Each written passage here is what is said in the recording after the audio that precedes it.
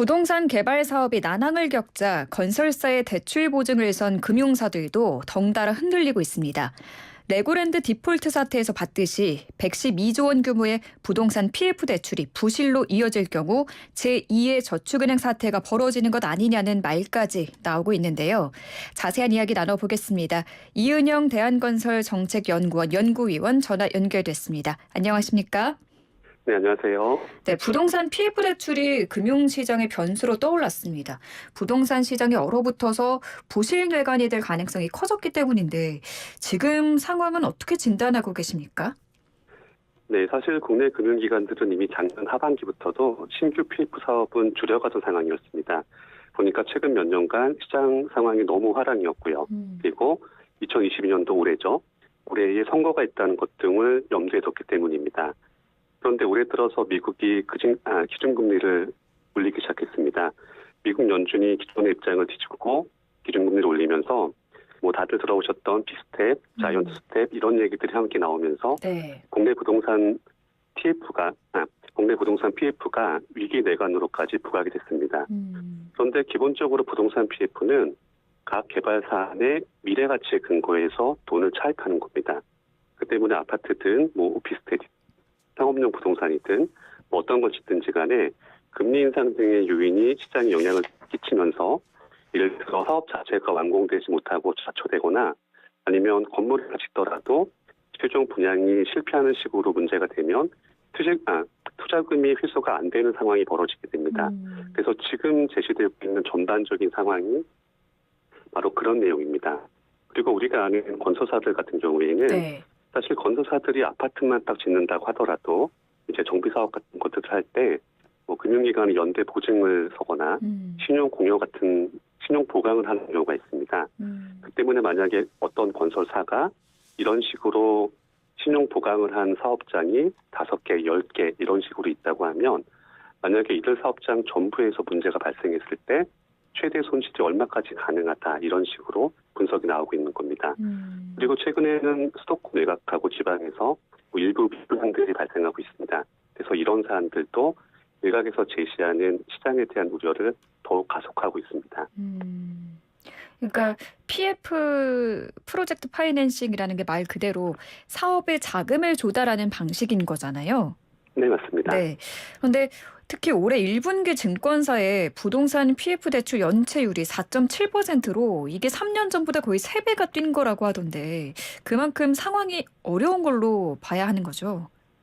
네, 사실 올해 1분기는 미국의 금리 인상이 가시화되기 전이었습니다. 그래서 1분기에 나타난 연체율은 아무래도 그동안의 시장 상황이 좀 좋으면서 PF 사업장들이 많이 늘어나서 발생한 것이라고 볼 수 있습니다. 보니까 국내 전반에 걸쳐서 여기저기 PF 사업장이 많아지게 되면 각 사업마다 규모나 입지 그리고 시행사 등에 따라서 편차가 좀 발생할 수 있습니다. 그래서 좀 더 취약한 사업장들의 경우에는 연체율이 발생할 수 있는 겁니다. 그렇지만 지금 전반적인 상황에서는 일단 연체율이 높아졌다는 것만으로도 저희는 충분히 주의할 만한 필요가 있는 사안입니다. 그러니까 PF 사업장이 크게 늘어났다라고 말씀을 해주셨는데요. 네네. 이게 2013년 이후에 이 대출 규모가 급격히 늘어난 건데 금융사들이 왜 이렇게 PF 대출을 공격적으로 나선 걸까요? 네, 일단 PF 사업의 특성 중에 하나는 하이 리스크, 하이 리턴입니다. 그러니까 아무것도 없는 상태에서 어떠한 개발 사업을 실시하더라도 이게 일단 완공이 돼서 분양이나 임대가 성공하게 되면 그만큼 수익이 크게 발생을 하는 겁니다. 그래서 금융기관도 이런 부분 때문에 참여를 한 건데요. 네. 그리고 이것과 함께 2010년대에 들어와서 금융기관들에서 유행처럼 번진 게 대체 투자라는 것이 있습니다. 그러니까 보통 일반적으로 금융기관은 주식이나 채권 같은 걸로 수익을 냈는데 이제 이런 것 말고도 어떤 분야든지 금융기관이 돈을 투입해서 수익을 낼 수만 있으면은 이것도 충분하다라는 개념으로 나온 게 대체 투자 개념입니다. 그래서 금융기관들의 입장에서는 이런 부동산 PF도 대체 투자의 한 방편으로 보고 참여한 것이 맞습니다. 그런데 지금 부동산 PF 시장의 위기, 레고랜드가 일으킨 나비 효과라고들 많이 보도를 하던데요. 지금 네네. 레고랜드 사태와 지금의 위기 상황이 어떻게 연결이 된 건지 큰 흐름을 간단히 짚어주실 네네. 수 있을까요? 네, 간단합니다. 저희가 뭐 이렇게 예전에 뭐 서프라임 모기지 사태 같은 것을 다룬 영화를 보게 되면은 아니면 비슷한 영화를 또 마찬가지입니다. 네. 이제 그런 영화를 보게 되면은 중앙부처에서 나타나는 의견이나 얘기들이 뭐 이런 게 있습니다. 시장에 확신을 줘야 한다. 음. 이런 표현들이 있습니다. 그건 무슨 얘기냐면 앞으로 시장이 위태위태하고 더 안 좋아질 것이라는 예상을 시장에 참여하는 기관들이 모두 하게 되면 네. 갖고 있는 것이 뭐 채권이든 뭐든지 간에 전부 팔려고 할 겁니다. 왜냐하면 가격이 하락할 것이 명백하게 보이거나 그럴 것 같다면은 빨리 파는 게 손실을 최소화하는 거니까요. 네. 근데 만약에 이렇게 시장에 가진 자산들을 매도하려는 기관들이 많아지게 되면 이제 이런 부분들을 투매라고 부를 수 있습니다. 이렇게 많아지게 되면 네. 그냥 글자 그대로 시장이 폭락하게 됩니다. 그래서 최근에 레고랜드 사태가 문제가 됐던 것은 원래도 부동산 PF 시장에 올해 들어서 좀 많이 오른 기준금리 같은 것들 때문에 원래도 좀 주의를 기울이고 있던 부분이었는데 그런 시장과 관련해서 회사채 시장 같은 것에 레고랜드가 지방채 채권이니까 사실상 국채처럼 안전하다고 보는 것이었는데 네. 갑자기 이런 지방채가 상환을 할 수 없다라는 얘기가 나오자마자 이것보다 더 위험하게 생긴 회사채 같은 것들은 모두 수요가 없어지게 된 겁니다. 그래서 사실 지금의 상황이 레고랜드 건으로 인해서 촉발되었다고 하면 뭐 비슷한 표현이긴 한데 네. 아무 문제가 없던 시장에서 레고랜드 때문에 발생했다고 하기에는 좀 너무 크게 과장한 얘기입니다. 사실 부동산 PF에 대해서는 그 이전에도 좀 이렇게 주의 깊게 바라보는 상태였는데 네. 그 상황에서 레고랜드 건이 발생을 하면서 일종의 가중 요인으로 상황을 좀 더 악화시킨 겁니다. 그러니까 기준금리 인상으로 부동산 PF 시장이 어려웠던 상황 중에 이 레고랜드 사태가 불에 기름을 부은 격이네요. 네, 맞습니다. 그렇게 평가해도 무방합니다. 그러니까 레고랜드 사태로 채권 시장에 대한 투자자들의 신용도가 떨어지면서 시장의 돈이 말라버렸고요. 거액의 자금이 필요한 부동산 건설 현장에서 자금 조달에 비상이 걸렸다. 정확하게는 프로젝트 파이낸싱, PF 대출이 막혀버린 상황이다. 제가 이해한 게 맞을까요? 네, 맞습니다. 그래서 금융당국은 지금 부동산 PF 시장에 대한 점검을 이달 말까지 마친 뒤에 시나리오별로 대응 계획을 마련한다고 하는데요. 가장 우려되는 시나리오는 뭘까요? 지금 상황에서. 네, 사실 최악의 시나리오는 정부가 아무리 시장을 지원하겠다 또는 시장에 개입하겠다고 발표하더라도 시장에서 이걸 믿지 않는 겁니다. 이제 이걸 믿지 않게 돼서 시장의 불확실성이 계속되게 되면 지금과 마찬가지로 회사채 같은 채권 시장의 수요가 줄어들 수밖에 없고요. 네. 그렇게 되면 부동산 PF에 들어가는 추가적인 자금들 그리고 기존에 발행된 채권들의 상환돼서 재발행되는 그 자금들이 충분히 유입되지 않을 가능성이 높습니다. 이제 이렇게 되면 당연히 우리가 일각에서 얘기하는 뭐 국내 산업이나 부동산 시장에 정말 커다란 악재가 될 텐데요. 네. 그런데 사실 이렇게까지 가정을 하게 되면 이건 너무 극단적인 상황이기 때문에 실제로는 그 정도까지는 가지 않을 것이라고 저희가 볼 수 있습니다. 물론 일부 업체들은 매우 어렵거나 부도가 날 수 있을 겁니다. 하지만 이런 것을 가지고 전체 시장이 무너질 것이다라고 보기는 좀 쉽지 않습니다. 왜냐하면 지금 이 사태 같은 경우에는 종전에 숨겨져 있던 것이 갑자기 팍 터진 것이 아니라 네. 이제 우리가 이미 사전에 이런 것이 위험하다라고 얘기할 정도로 부각이 된 사안입니다. 그 때문에 누구나 알고 있는 위험이고 누구나 예상하고 있는 위험이라고 할 수 있기 때문에 이런 종류의 위험이 쉽게 현실화되지는 않습니다. 그러니까 최악의 상황이 현실화되진 않더라도 최악의 상황이 올 것임을 가정을 하고 대비책을 좀 세워둬야 하는 그런 상황인 것 같은데요. 일각에서는 초저금리, 부동산 화랑기 때 무리한 PF 대출을 받거나 내준 사례도 많은 만큼 대출 기준을 바꿔야 한다라는 지적도 있는데 이 점은 어떻게 보시나요? 네, 사실 이런 부분들은 금융기관들의 입장도 좀 생각할 필요가 있습니다. 왜냐하면 최근 몇 년간 보게 되면 주택담보대출 같은 것들이 좀 억제된 부분이 있습니다. 그리고 저금리가 계속 지속됐기 때문에 네. 금융기관들 입장에서는 뭐 시장 상황이 뭐 화랑이든 불황이든지 간에 계속 보수적으로만 자금을 운영하게 되면 필요한 수익을 내지 못할 가능성이 높아집니다. 그 때문에 지난 몇 년간 부동산 PF에 참여하는 금융기관들의 입장은 아무래도 수익 때문에 발생한 것이 많습니다. 네. 그런데 또 부동산 PF는 이제 지금 투자하지 않는 것에 대해서 어떤 개발 계획의 미래 가치를 담보로 하는 것 때문에 사실 이런 미래 가치에 대한 평가는 절대적일 수가 없습니다. 아무래도 판단하는 사람의 주관적인 판단이 들어갈 수가 있습니다. 그 때문에 금융기관 입장에서는 시장 상황에 따라서 그러니까 시장이 좋거나 나쁘거나 이런 상황에 따라서 대출 기준을 유연하게 변경하는 것도 꼭 필요한 사안입니다. 근데 또 일각에서는 이런 이야기도 나오더라고요. 2011년에 발생한 저축은행 사태와도 비교를 많이 하고 있거든요.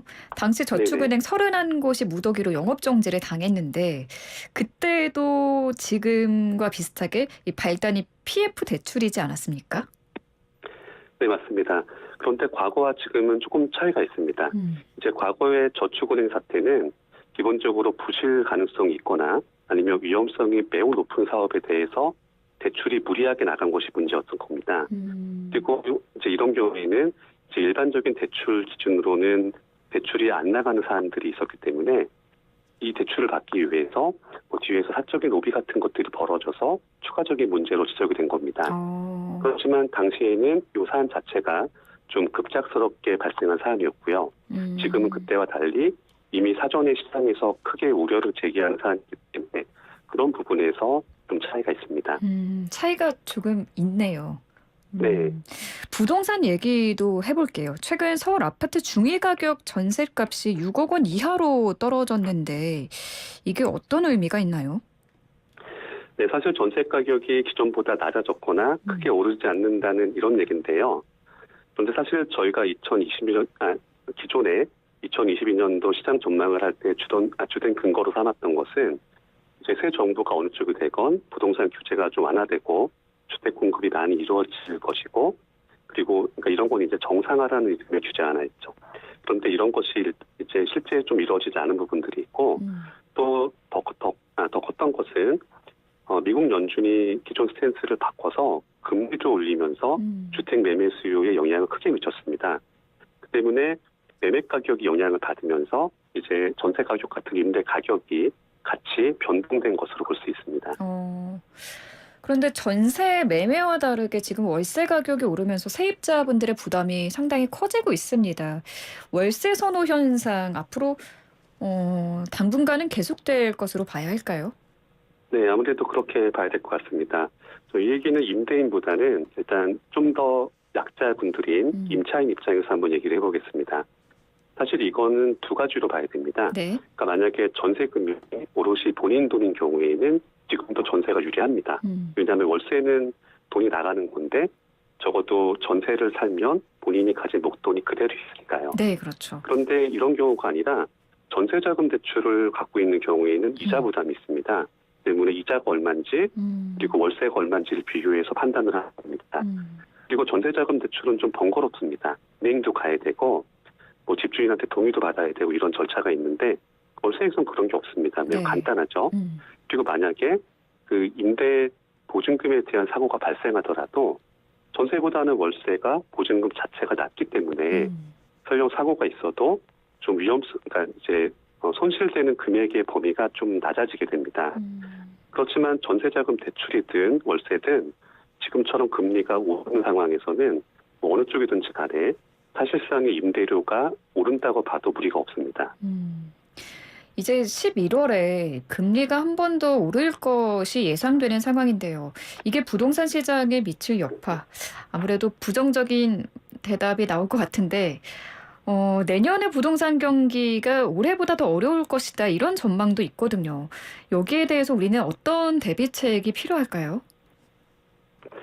네, 맞습니다. 앞서 언급했던 것처럼 임대에서는 이자 부담에 따른 사실상의 임대료 상승이 벌어질 수 있습니다. 그리고 이런 부분들은 당연하게 신규 주택의 매수 수요에도 영향을 미칠 겁니다.